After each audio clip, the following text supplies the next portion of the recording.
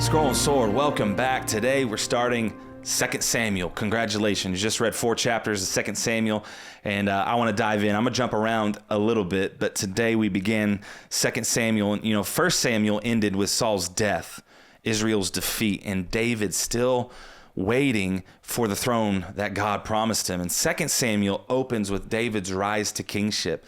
But the rise is far from clean. It's surrounded by death and politics, suspicion, revenge, and competing claims to the throne. Like, goodness gracious. And at its core, these chapters ask, how does God establish David without David seizing the kingdom through blood?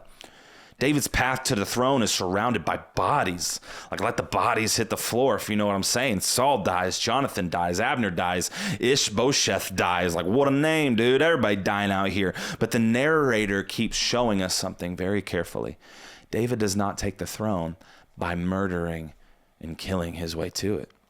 In 2 Samuel 1, an Amalekite claims he killed Saul, likely hoping David will reward him for removing David's enemy. David refuses to celebrate a death that benefits him because not every advantage is a blessing from God. So, don't reward what God did not actually authorize. God didn't authorize Saul's downfall. God didn't authorize, I'm talking about in a very practical, literal sense, Saul's death in the way that it happened. It wasn't approved by God in his divine will. Let's not celebrate that kind of stuff. Walter Brueggemann observes that these chapters, they're preoccupied with David's rise through a sequence of deaths around Saul's houses. And the story keeps asking whether David is the rightful king or just another man climbing over corpses.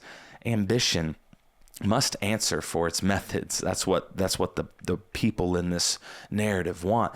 And David executes the Amalekite because the man claimed to strike the Lord's anointed, talking about Saul. And David would rather honor God's order than use Saul's death to polish his own future. We have to realize integrity matters when opportunities appear.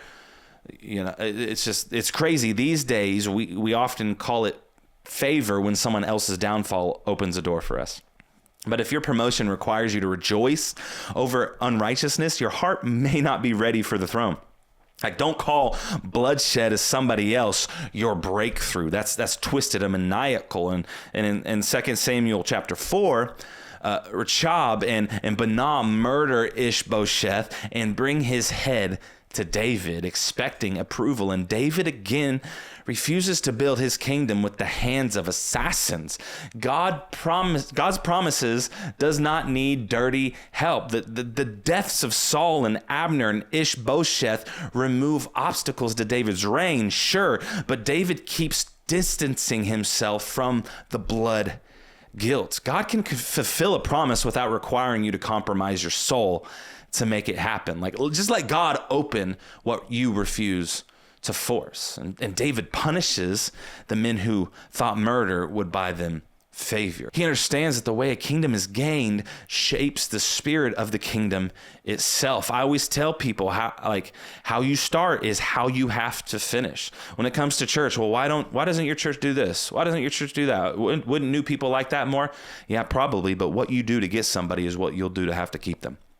and how a kingdom is gained shapes the spirit of the kingdom itself. And if we do self-serving things to keep people, that's how we'll have to keep them. And all of a sudden our kingdom is self-serving. You see the problem there. We live in a world where people, they justify that kind of manipulation or the kind of betrayal that you see here in the story, and character assassination even of other leaders if that gets them closer to their calling. And 2 Samuel warns us that a throne gained without righteousness becomes a curse, not a calling.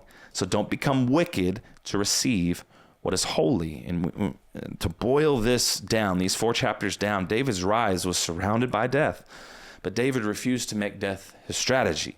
The kingdom God promised did not need David's violence to secure it. So don't compromise your integrity to help God fulfill his promise. He doesn't need that. And if God called you, he does not need you to become unrighteous to get there. What a thought, huh? Love y'all. See you in the discussion room.